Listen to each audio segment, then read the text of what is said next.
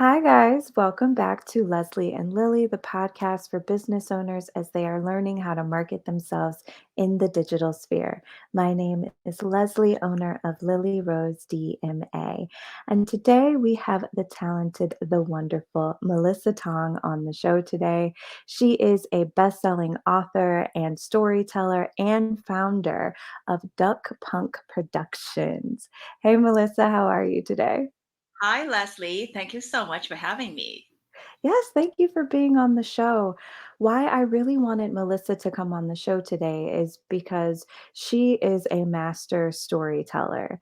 And a lot of people, storytelling is kind of a buzzword when you see things online, especially if you are having people on social media. They're saying they're experts in this and they're a great storyteller. But a lot of people don't actually know what it means to be a storyteller and how when you have the correct story, how that can really launch your business and really make people see you and your brand as a brand and be able to show you as someone different from the noise of what's going on out there. So, without further ado, Melissa, could you tell us a bit about yourself and your company?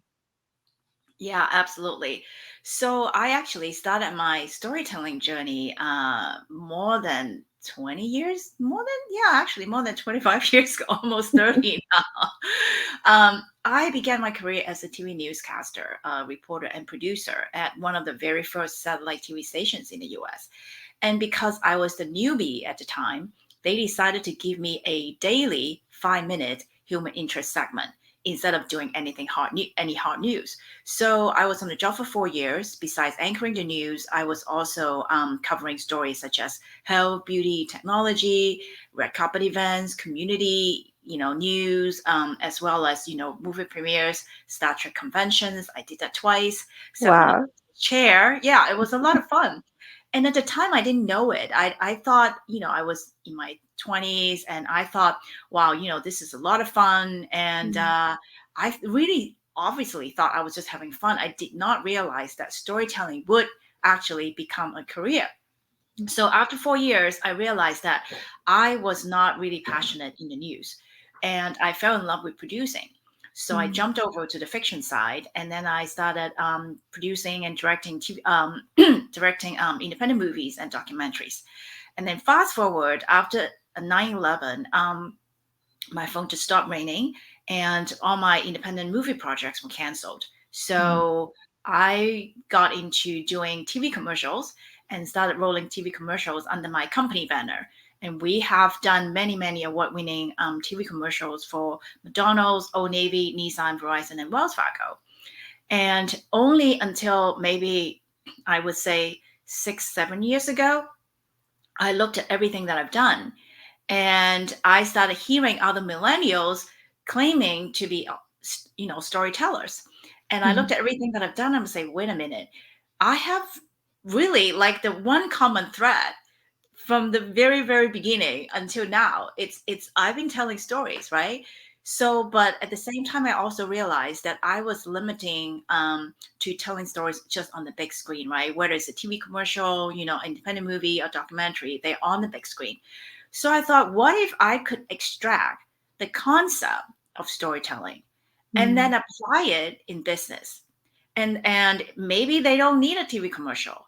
How can I make that work, right? Yeah. So I started putting my very first webinar together, and I only had a few students at the time. And one student, when he first started, he was at 100. He was a little over 100,000 worth of sales, and then it was only a 3 week webinar. So by the time he's done, he was at $580,000. Wow. Yeah, over $500,000. So I was like, wait a minute, this is this is more than just a coincidence, right? Right. This can not just be a coincidence.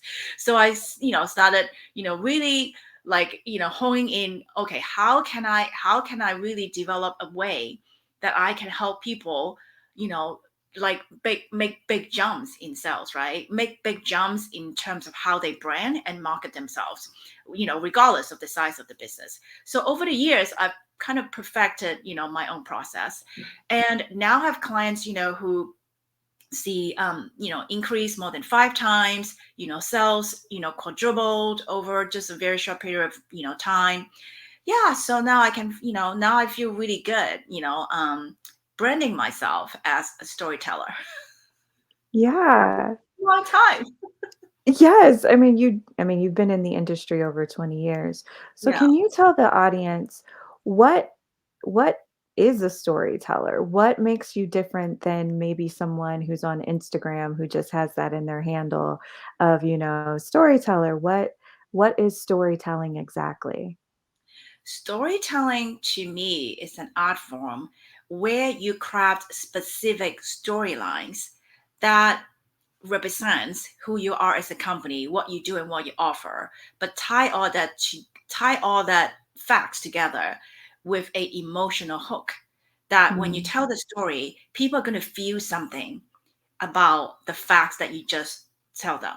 So it's not just so see a lot of times out there, a lot of the younger generation, they say, okay, yeah, we are storyteller. Yes, everyone is a storyteller, but in terms of how you really you know how do I say match storytelling with business, right? mm, Is a whole new different ball game, because the fact that you're able to do it for yourself doesn't necessarily mean that you're able to really apply storytelling in a business and help them mm, grow, right? Like, I'll give you some examples. So a good example would be, so this company, they are a 75-year-old company, and they sell air conditioning and heating units. So they didn't even actually hire us to do branding and marketing. They hired us to do a video, because we've done so many TV commercials. They said, okay, we want to do a video about our brand because one of our biggest competitors just had one. So mm, we cannot let them, be better than us. So we have to do one. I said, okay, great. So what do you want your video to convey, right? They said, oh, we want to show that we're bigger and better. And I said, okay, first of all, bigger and better, it's too big. How do you show bigger and better? They say, true. oh, no, we show that we have a bigger crew. We show that we have, bigger machines, bigger this, bigger that. I say, well, you're 75 years old. You're a very successful business. I'm not sure that's the right angle. And they said, oh, well, what's the right angle then? I said, well, I think we really need to look at what you truly sell. And then they look at me like I'm an alien from another planet, going, oh, wait, what do you mean? Like, you don't even know what we sell, then why are you here? Right. I say, no, no, no, okay, hold on. I know what you sell, but I don't think that's what you truly sell.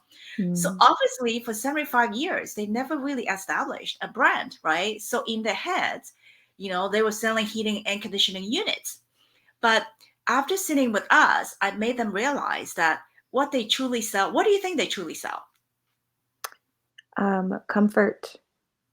Yeah, exactly. Yeah. So they don't sell air conditioning, and heating units. They sell comfort. Mm, So, but for 75 years, their focus was pushing the units. You see, so they never really had a brand. So now that they finally realized, oh wow, so the heating and air conditioning units are the tools they used to sell. But what they truly yeah. sell is comfort. So from there, we were able to, do a very, I think it's a, very clever tagline. No matter the weather, we make it better. Yeah. So now when they have conversations with potential customers, they're no longer focusing on pushing the units, right? So now they say, okay, sorry, we at this company, we really care about, how you feel, because no matter the weather, we make it better. So are you too hot? Are you too cold? How can we make it better? you know it's a whole different conversation that, oh, by the way, is your air conditioning still working? Is your heating still working? We give you great price. We are the number one, most popular, most voted, heating air conditioning companies in the neighborhood, blah blah. Is that all of that is a whole different conversation. And so I just want to encourage all of you who have businesses to really look at what you truly sell, because sometimes it's hard to put on your customer's hat and think from a totally different perspective. Basically, you have to flip your perspective. It's not about what you think you sell. It's about what they think you sell. And True. also really focus on, see the difference between pushing heating air conditioning units than pushing comfort is, one is intangible, when you say, okay, no matter whether we want to make it better, it evoke a feeling in all of us when Mhm. we hear that, right? So if without the emotional connection, there is no next step. So I published an article on LinkedIn probably a month ago now, called The Four Stages of a Sales Cycle. So the first step is, and the first stage is connection. If you are unable to make that connection, if your customers don't find what you sell relatable, or it doesn't evoke any feeling in them, there is no reaction, which is the second stage. Yeah. Without reaction, then you're back to square one. And then I don't care how much you try, how much money you pour into it, it's not going to get you anywhere. So that's Mhm. why emotional connection is key. And I can come back and talk about the four stages, later. But I want to answer your question. So a true storyteller can help you craft and any story that can truly convey, like I said, what your brand is, who you are, your company offer, and your special value proposition, and wrap that up in a very it's almost like wrapping a gift, right? If you have a gift without a wrap versus a gift with a wrap, tied with a nice bowl and something, which one Mhm. does it appeal to anybody? Most people will pick the one with the gift wrap, right? Right. You may not know what it is, but hey, that's the mystery, right? You want to Yeah. open the box, everything is nicely wrapped. So basically, you're wrapping everything you do with the story, and the story is the gift wrapped. Yes. And that is more enticing to people, and then you untie it, and then you peel it back and say, oh, so this is what it is. You see? Mhm. That's all your company information. But it, Yes. it really takes a very skillful storyteller to do that, because it's a whole different skill set. But everyone can learn how to do it. Very true. I think what a lot of people forget is that people buy emotionally. And so even people who feel like they aren't emotional at all, they're like, "No, I need eggs from the store." I'm like, "But it's a need for you." Like you said, I need it, not it's important. And I feel like when it comes to marketing, two things that a lot of people forget about, especially if they're marketing themselves online, is that if you're going to be on social media, you need to be social, you need to talk to people. And if you are showing your products and services, just as you stated, you need to elicit an emotional response. I Yes. don't think a lot of people really know who or what their business is. They think they know, and They think they, they know. right, they create what they consider their brand and they put it Right. around there, but as they grow, as they learn, they end up changing and they end up pivoting and they're like, "Actually, I realize who I am now." And I think that's important to note because it's a journey, like being an entrepreneur is definitely a journey. You're always going to have to be learning something. You're always going to have to be listening to your customers, and you're gonna have to learn how to speak to your customers in their own language, right? So Yeah. everybody has seen a commercial or something where they teared up for no reason. They're just like, "Why am I crying?" or "Why did this hit me?" Yeah. Because they told a story. Everything that Right. you're saying is very true. So, Yeah, absolutely. And even when people argue and say, "Hey, yeah, but I need that product," right? Yes, you mhm, need that product, but why that particular brand? exactly. There are many brands out there who have the exact same product you need. But Mhm, why that? You see? So because you feel emotional connection, you attach that to that brand emotionally. mhm, Otherwise, who cares? You walk into any store, you just pick up the thing, whatever it is, right? Toothpaste, toothbrush, whatever that is, okay, go. So you don't want to become a commodity, because a commodity is like, okay, there's no emotional ties, mm, and people can replace your product or service in just a second, right? And you don't want to be that, because if you adjust that to your customers, that means they can just change you any minute, mm, and then you have no customer loyalty, right? And you're not going right. to have any word of mouth, and you're not going to have repeat business.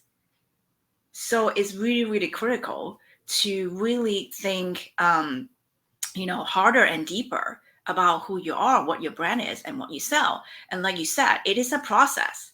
I mean, you're not going to know right away. And even so, like I first started my company thinking that I will be doing independent movies and documentaries. And then Mhm. it became, a TV commercial, like with the main focus about TV commercials. And now, again, and my new focus is storytelling, right? So you can Yeah. have different um, variations depending on who you are in your life journey. And it's okay to change. Yes. You just have to be very clear about what that is.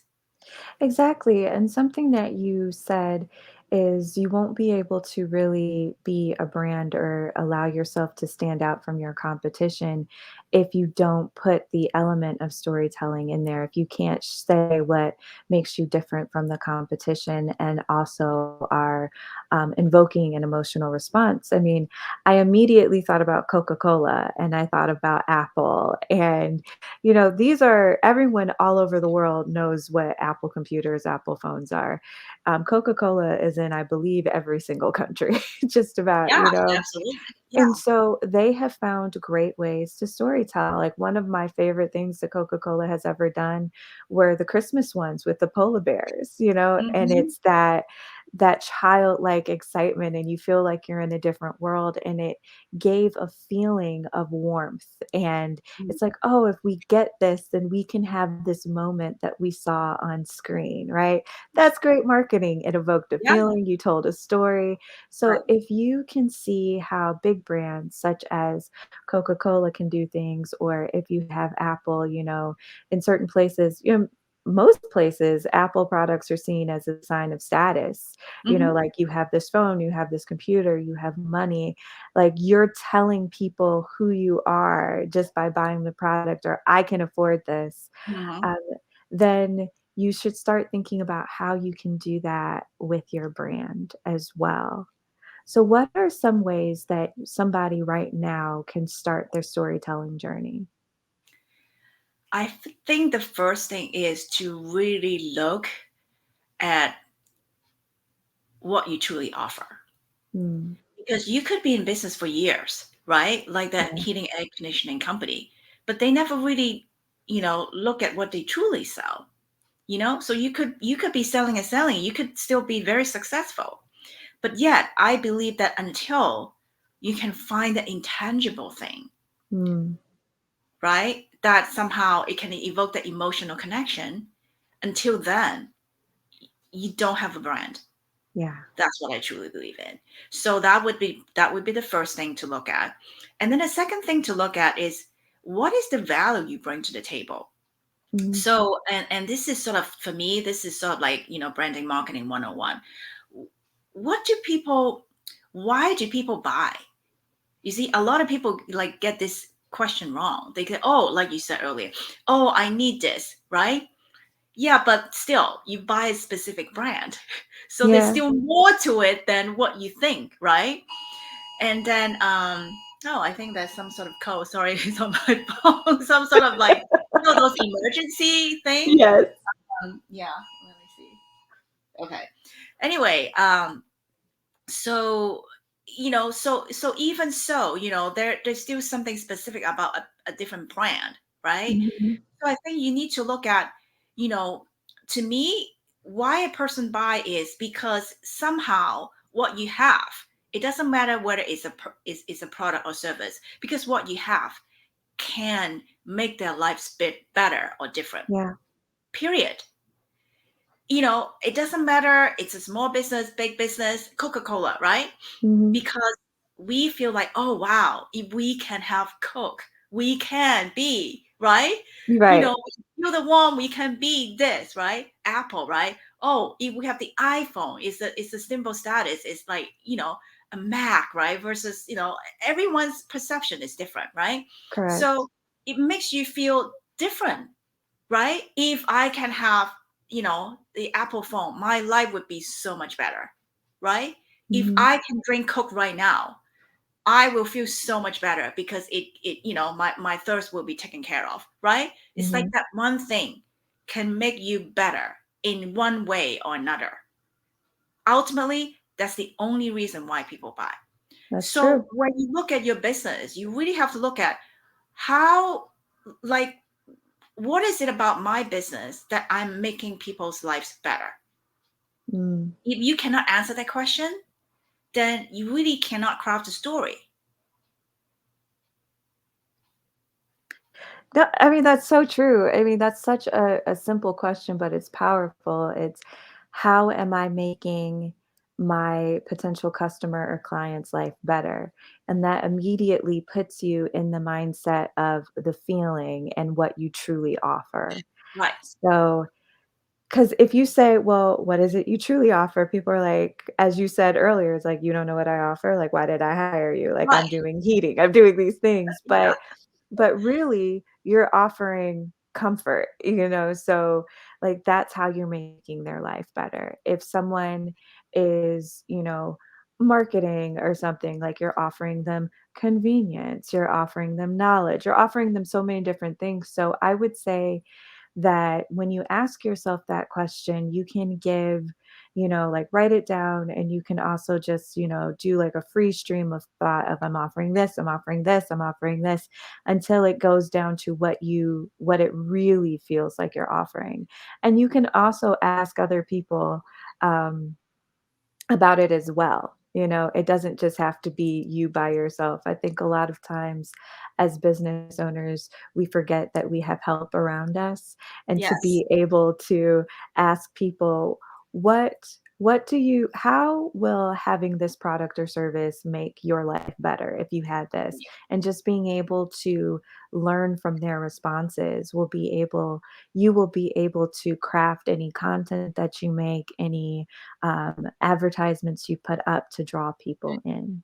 That's Yeah, a really don't great forget, question. test it out. Get Yes. your get get your friends, get your other, entrepreneur friends, right? Do a Mhm. mastermind among yourselves. Test it out with each other and see what Yes. it feels like, see what that sound like, right? Ask them, hey, when I say this, do you feel anything? If the answer is Mhm. no, okay, go back to the drawing board, start over again. And then if they say, yeah, I feel something, then you're onto something. Exactly, exactly. So what advice would you give somebody who maybe wants to get into the type of business that you're into when it comes to storytelling? How could they market themselves as a storyteller? I think I truly think that until you're able to do it for other people, Mm, then you just a storyteller for yourself, right? Until you can truly do it for other businesses and other people, then you can truly say, hey, yeah, I'm a storyteller. But also, like, this is all about experience, right? Like having your yeah. own sort of like every I'm sure other people does it differently than me, right? So I have Mm, my own sort of like proven process, right? And every other storyteller must, may have their own proven process. So mhm. it's not one size fits all. So whatever you're good at, and just keep on accumulating the experience, and then also don't forget to collect success stories, right? So if Yeah. your clients are, have sales increase even 10%, 5%, right? So put that into your elevator pitch and build from Mhm. there. Yeah. And I mean, you can start off if someone feels like they're good and they're really great at storytelling for themselves and they're looking for their first client. It's always good to, like you need to research whoever your client is going to be. And then you can start putting together pitches that you would give them, if they wanted to increase revenue here. If they have multiple products, it's like, okay, for this product that we're selling, here's a story here. This is how this is going to make your customer feel. If you have this product, this is how it can make it feel. Here's the overarching feeling of this company that you'll have as well. So being able to, yes, do it for yourself, but be able to put some things together for other people to show. And just as Melissa said, to be able to collect those stories when you are able to do stuff where it's like, hey, they liked it Right. And It even if works. it's I Yeah. mean, honestly, even if you didn't get paid right away, even if it was you did it for free, being able to say that someone exclaimed, "Oh my God, I love this." Like you can take what they said and you can also use that when you're marketing yourself. Like people are ranting and raving about my services or whatever it is. But learning how to story tell, learning how to get into your potential customer or client psyche is extremely important when it Mhm. comes into selling. Melissa, you talked about how you just wrote an article on LinkedIn about selling. Could you go a little bit more into that? Sure. So I did mention the first stage is connection. So we went through Mm, that. So the second stage is reaction. Now, mm, when your story can evoke an emotion from people, then most likely you're gonna get a reaction from them. yeah. And the reaction will lead to action, right? And the action will lead to a transaction. So that just goes seamlessly, right? Connection to reaction to action and transaction. And between, the second and third stage, even a not favorable action, meaning, oh, I don't like what you stand for, I don't like your brand, I don't like your product, I don't Mm, like your service, I'm never gonna buy from you. Even that is a good action because that means you don't have to spend any more time, energy, and effort to court this client anymore, right? That true. means you're ready to let them go. And then you're going to be going next. You see how Yes. much time and effort you can save just by knowing instantly that person will never buy from you, Hmm. right? So a lot of times people forget. They say, "Oh yeah, but isn't it better the sooner they tell you no?" Yeah. I want to know right away, right? The sooner the better. Then you can go, okay, next, next. I mean, how many people are on this planet? A lot. You're Well, right. yeah, really a lot. So if person A is not an ideal client, okay, great. Person B, person C, keep going, Mm, down the list. I mean, there will be people who really connect with you and who want to buy from you. And mm, even if they don't buy from you right away, if they connect with you, they're going to remember, and then yes. sooner or later they either will refer you or they may buy from you down the road, right? So but at Hmm. least you know right away whether they believe in what you do or not. If they don't, great, move on. So that's why I think the four steps, to me, it's just so simple.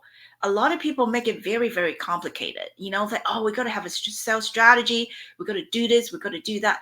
But at the end of the day, if it's really that simple, if you do it right, that there's no other way to acquire customer. That, to me, that's it. Well, and simple is key. I do agree with you. I think that we definitely overcomplicate things. And a lot of that comes from the fact that you have so many people telling you different strategies or different ways that things can be done. And the truth is, there are multiple ways that you can market, there are multiple ways that you can sell, and people are putting out what has worked for them. And if we can simplify it, like what you just said, then it makes it much easier. But as we also stated earlier, as you're on your entrepreneurial journey, it is a journey. You're going to pivot, you're going to see things that might work best for you. And maybe these things works really well for a couple years. And then as you have grown and your business has grown, you are learning other things that work even better for you. So just remember that you're always going to be learning, you're always going to be growing. And that's why I always have entrepreneurs on the show to tell their journeys because it's always great to be able to learn from somebody who's been there before you or who's in it with you. And they're like, oh no, I know it can be tough, but these are some things and some strategies and some mindsets and just practical tips that have helped my business grow. So, Melissa, where can people find you if they would like to hire you for any of your storytelling services? Sure, I'm very easy to find. So my name is spelled with two L's and two S's. So it's Melissa Tong, Mellissa Tong, and my company is called DuckPunk Productions. So duckpunk.net, DuckPunk.net. And if you're interested on how to be a rock star on camera for your business, because a lot of people, they're like, oh, a lot of women, they're super, super critical about how they look Yes. on camera. Yeah. We all are, right? To a certain Yes. extent. So they're like, oh, okay, I'm not ready. I don't want to go on camera. But I feel like nowadays it's almost unavoidable. If you Mm, have a business, you really cannot hide behind your desk anymore because you are the face of your business, right? Sooner true. or later, you have to get in front of the camera, regardless of how much you Mhm. like it or don't like it. So I did an ebook a couple years ago, based on my TV news background. Just 5 tips, very simple. It's like just maybe 5 pages or so, like how to be a rock star on camera. Because I really want people to start paying attention and do these few things right, so that when you get on camera you look more confident, right? You know exactly Mm, what you're talking about, and you're not rambling, you just do a professional job, so that people start like following you, right? People start listening yeah. to you, and that is just a great way to build yourself up as the subject matter expert as well. So Yes. people, oh, sorry. So people can go to this website to download this ebook. It's rockstaroncamera.com. Okay. And we will have all of her links in the show notes for you guys to be able to contact Melissa. Thank you guys again for tuning in to Leslie and Lily. And make sure you are signed up for my newsletter because I give weekly marketing tips.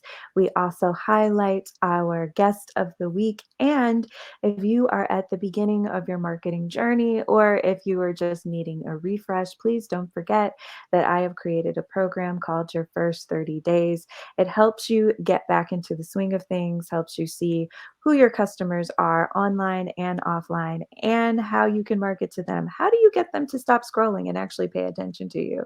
We go into that in the program. And if you are signed up for the newsletter, I'm currently doing a special where you get half off the program. So you probably want to sign up for that.